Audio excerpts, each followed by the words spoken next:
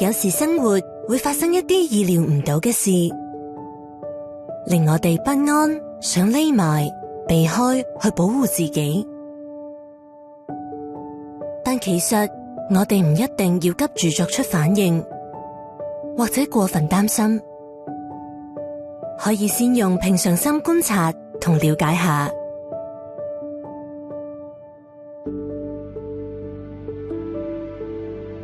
過敏嘅情緒可能會干擾我哋對生活嘅理解，甚至因而錯過好多美好幸福嘅人同事。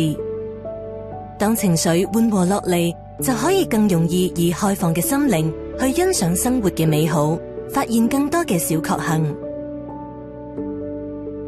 擁抱平靜，發現生活小確幸。